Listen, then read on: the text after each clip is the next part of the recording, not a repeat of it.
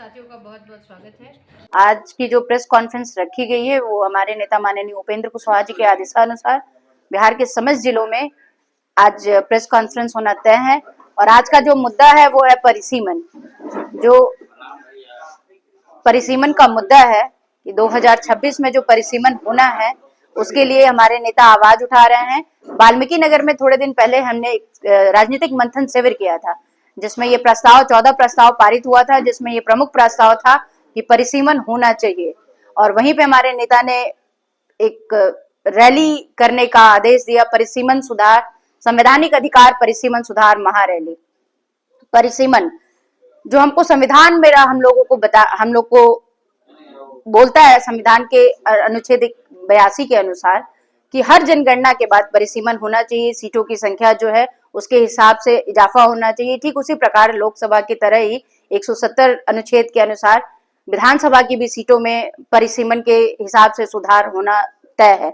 उस हिसाब से 1951 में परिसीमन हुआ, 1961 में परिसीमन हुआ और 71 में परिसीमन हुआ।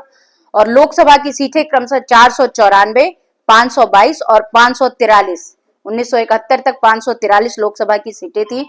और आबादी एक लोकसभा पे जो आबादी थी वो 1951 में 7.3 लाख, 8.4 लाख 1961 में और 10.1 लाख 1971 में। और अभी क्या है कि आज के समय में एक लोकसभा सीट पे उत्तर भारत में जो नंबर ऑफ वोटर्स की संख्या है वो 31 लाख है। और वहीं दक्षिण भारत में एक सांसद पे जो नंबर ऑफ वोटर्स की संख्या है वो 21 लाख है। और हमारा संविधान का अनुच्छेद 15 बताता है कि एक व्यक्ति एक मूल्य, ये कहीं से भी जस्टिफाई नहीं होता है। तो इसलिए परिसीमन बहुत जरूरी है।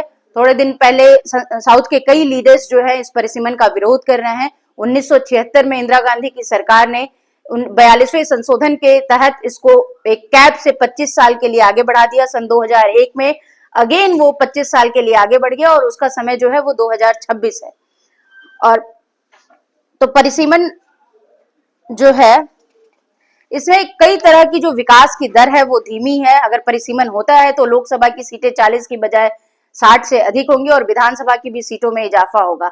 और निश्चित तौर पे कि आपका प्रतिनिधित्व बढ़ेगा तो जो विकास की दर है वो बिल्कुल बढ़ेगी। और एक व्यक्ति एक मूल्य एक वोट का जो हमारा संविधान हमको बोलता है, हमारी संविधान की जो शुरुआती होती है, जो जब भी आप संविधान की बात करते हैं तो we the people of India, कि सबको एक समान अधिकार होना चाहिए। और 21 लाख और 31 लाख वोटरों, इतना 10 लाख वोटरों का जो डिफरेंस है दक्षिण भारत और उत्तर भारत के राज्यों में, तो वो निश्चित तौर पे एक बराबर होना चाहिए वो। और वो तभी संभव है कि जब परिसीमन होगा। और साउथ के जो लीडर्स हैं वो ये बताते हैं कि जो जनसंख्या नियंत्रण जब सरकार ने लगाया तो हमने अपनी जनसंख्या को नियंत्रित कर लिया और उत्तर भारत के लोग अपनी जनसंख्या नियंत्रित नहीं कर पाए। तो 1971 तक उनकी जो जनसंख्या है वो मैक्सिमम बढ़ चुकी थी और हमारी जनसंख्या उस टाइम नहीं बढ़ी थी। उसका बहुत सा कारण है कि आजादी के बाद कई तरह की त्रासदी, प्लेग बीमारी, महामारी, कई तरह की समस्याओं के कारण हमारी जनसंख्या उस तरीके से नहीं बढ़ पाई थी। और इसके लिए हम आपको बताना चाहते हैं कि 81 से लेकर 71 के बीच में दक्षिण के राज्यों की आबादी करीब 3 गुना बढ़ी, 4.62 करोड़ से बढ़ के 13.53 करोड़ हो गई। जबकि इसी कालखंड में उत्तर प्रदेश की आबादी महज 2 गुना बढ़ी, 4.5 करोड़ से लेके 8.4 करोड़ हुई। और बिहार की जब हम बात करते हैं तो 1901 से लेके 1921 तक आबादी में इजाफा फिर सिर्फ 2.12 करोड़ से 2.13 करोड़ का हुआ, जो 20 साल में बहुत ही नॉमिनल है। और उसके बाद 1971 तक जो बिहार की आबादी है वो 4.21 करोड़ हो पाई, सिर्फ दुगुनी हो पाई। तो निश्चित तौर पे हम लोगों के एक विकास की जो दर है वो धीमी है और डिलिमिटेशन होगा, हमारा प्रतिनिधित्व बढ़ेगा, हमारे लोगों की संख्या बढ़ेगी तो निश्चित तौर पे हम विकास कर पाएंगे। और उसका कई कारण है, वो एक अलग दलील देते हैं कि इधर के लोग जनसंख्या नियंत्रित नहीं किए। जैसा कि मैंने बताया कि कई समस्याएं रही और अभी आप देख रहे होंगे, अगर आप डाटा पे बात करते हैं तो इंटर की जो महिलाएं हैं, जो ग्रेजुएशन की हुई महिलाएं हैं, वो उनके यहाँ प्रजनन दर कम है। तो अब इधर के राज्य भी शिक्षित हो रहे हैं और निश्चित तौर पे जनसंख्या भी नियंत्रित हो जाएगी। और परिसीमन की ही वजह से अनुसूचित जाति, अनुसूचित जनजाति और जो हमारे यशस्वी प्रधानमंत्री नरेंद्र मोदी ने नारी शक्ति वंदन अधिनियम 33% का जो आरक्षण लाया, उसकी वजह से हम लोगों का भी प्रतिनिधित्व कम रहेगा अगर डिलिमिटेशन नहीं होगा। तो डिलिमिटेशन हर तरीके से जरूरी है।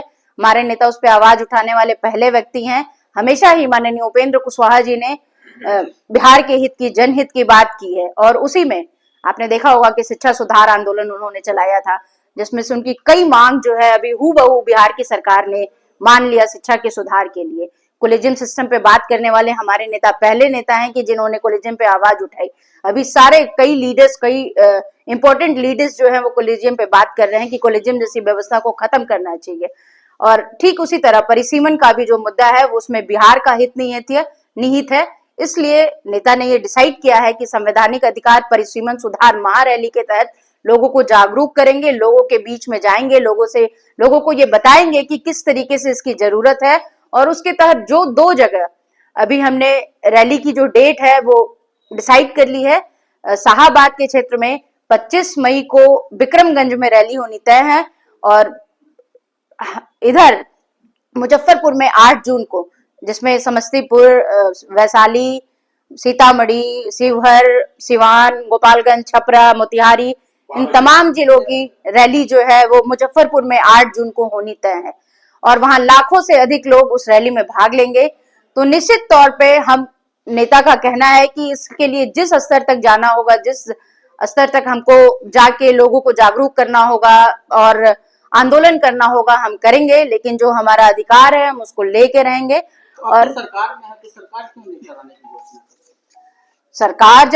सरकार से ही तो मांग है कि जैसे पिछले 2 बार से जो डिलिमिटेशन का जो परिसीमन है उसको बढ़ा दिया गया, और ये शुरू हुआ कांग्रेस की सरकार से, तो उस बार भी उस तरीके की कोई बात ना हो, इसलिए हम लोग अभी से इस पे आवाज उठा रहे हैं, क्योंकि साउथ के लीडरों का अभी से उस पे बयान आना शुरू हो गया है, और अभी इधर कोई नहीं बोल रहा है। केंद्र सरकार का काम है कराना, तो साउथ के लीडर इस पे क्या कर सकते हैं? बिल्कुल, वो विरोध कर रहे हैं कि जनसंख्या नियंत्रण जैसी जो नीति है उसका हमने पालन किया, तो उनको ये लगता है कि अगर हमने जनसंख्या नियंत्रण जैसी सरकार की नीति का पालन किया तो ये मैंने गलत नहीं किया, वो ऐसा बताते हैं। और अगर उत्तर भारत के लोगों ने ये इस नीति का पालन नहीं किया तो उनको फायदा हो जाएगा अब, लेकिन ऐसा नहीं है। उस टाइम की जो परिस्थिति थी, जो जैसा कि मैंने आपको बताया कि कई तरह की त्रासदी और की वजह से, और एक शिक्षा भी वो था कि जनसंख्या, जो अभी की बात है कि जनसंख्या हमारी बढ़ी है, तो अब लोग